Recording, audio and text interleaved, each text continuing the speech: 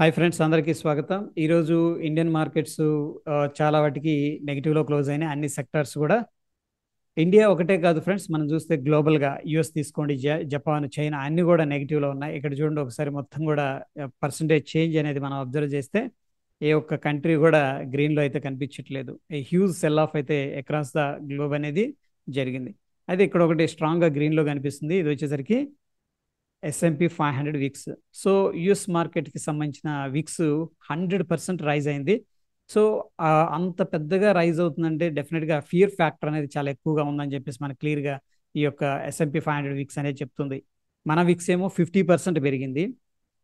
US వాళ్ళ country Vicks ఏమో 98% పెరిగింది. డెఫినెట్గా ఏంటంటే వాలటైలిటీ లేదా ఫియర్ ఫ్యాక్టర్ అనేది ఎక్కువగా ఉందని చెప్పేసి మనకు క్లియర్గా తెలుస్తూ ఉంది. అది ఫ్రెండ్స్, మనం తరచుగా వింటూ ఉన్నాం యుఎస్లో అన్ఎంప్లాయ్మెంట్ పెరిగిపోయింది అని చెప్పేసి, ఆ పొటెన్షియల్ రెసిషన్ వచ్చే అవకాశం ఉందని చెప్పేసి పెద్ద పెద్ద సంస్థలు వార్న్ చేయడం అనేది జరిగింది. ఇక్కడ మన డేటా ఒకసారి అబ్జర్వ్ చేసుకున్నట్టయితే ఇది అన్ఎంప్లాయ్మెంట్ రేట్ అనమాట ఏ విధంగా పెరుగుతూ వచ్చింది అనేది మనకి క్లియర్గా కనిపిస్తుంది.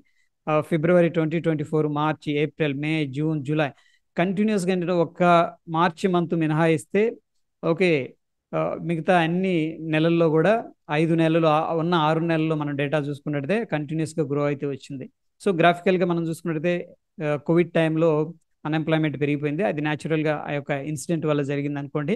దాని తర్వాత ఏంటంటే అన్ఎంప్లాయ్మెంట్ తగ్గుతూ తగ్గుతూ వచ్చి 2022 తర్వాత స్టేబుల్ అయి నార్మల్గా అయిపోయింది. బట్ అక్కడ నుంచి కూడా అప్పుడప్పుడు రైజ్ అవుతుంది. బట్ ఈసారి ఆ కంటిన్యూస్గా రైజ్ అవడం అనేది వరీయింగ్ ఫ్యాక్టర్ అయింది అనమాట. సో ఇది ఒక రీజను. దాని తర్వాత మనం చూస్తూ ఉంటున్నాం రీసెంట్గా జపాన్ క్యారీ ట్రేడ్ అని చెప్పేసి. ఓకే, సో క్యారీ ట్రేడ్ అంటే ఏందనేది ఒకసారి చూద్దాం. అయితే జపాను హిస్టరీలో మళ్ళీ మరొక బ్లాక్ డే అని చెప్పేసి చెప్పుకోవచ్చు. 1987లో ఒకసారి ఏమైందంటే లోవర్ సర్క్యూట్లో ఓపెన్ అయింది జపాను. బట్ అగైన్ ఈరోజు మనం చూసుకున్నట్టయితే 12.25% నెగిటివ్గా ఉంది. అయితే జపాన్ ఇంతలా ఎందుకు నెగిటివ్గా రియాక్ట్ అయింది అంటే ఫ్రెండ్స్, ఇక్కడ క్యారీ ట్రేడ్స్ అనే అంశం అనేది తెర మీదకి రావడం జరిగింది. సో ఒకసారి క్యారీ ట్రేడ్ అంటే చూద్దాం. జనరల్గా ఏంటంటే జపాన్ వాళ్ళు చాలా వడ్డీ రేట్లను తక్కువగా మెయింటైన్ చేస్తారు, లో ఇంట్రెస్ట్ రేట్ అనమాట.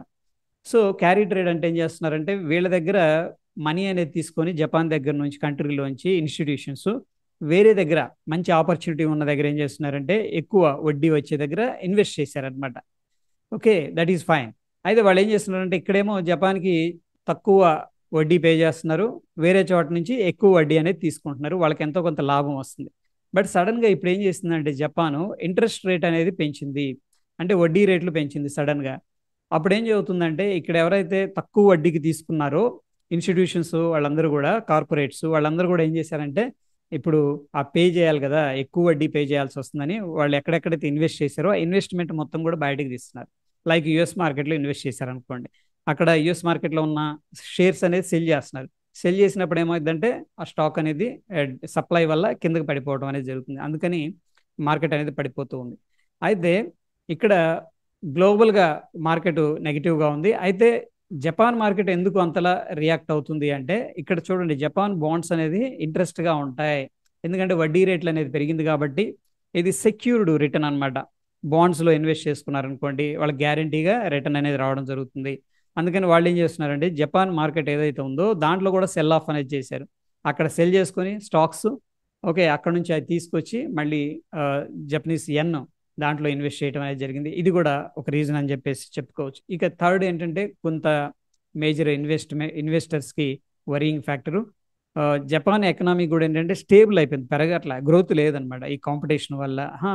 సో అది కూడా ఒక రీజన్ అని చెప్పేసి చెప్పుకోవచ్చు. అయితే ఇప్పుడు జపాన్లో ఎవరైనా ఇన్వెస్ట్ చేయాలనుకుంటే కూడా ఎక్స్పర్ట్స్ ఏం చెప్తున్నారంటే ఇట్ ఈజ్ ఫాలింగ్ నైఫ్ అనమాట, అంటే పడుతున్న కత్తి, దాన్ని ఇప్పుడే పట్టుకోవద్దు, లెట్స్ గెట్ సెటిల్డ్ అని చెప్పేసి చెప్తున్నారు. ఎందుకంటే జపాన్కి ఒక బ్యాడ్ హిస్టరీ ఉందన్నమాట, పడితే కూడా బడే ఫాస్ట్గా పడిపోతూ ఉంటుంది, అట్లా జరిగిన సందర్భాలు ఉన్నాయి. అందుకే చాలా వరీయింగ్ ఫ్యాక్టర్ జపాన్లో కనిపిస్తుంది.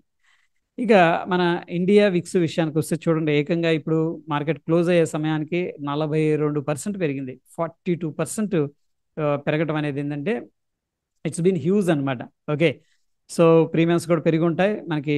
ప్రస్తుతానికైతే యుఎస్ మార్కెట్స్ కూడా పడిపోతూ వస్తున్నాయి.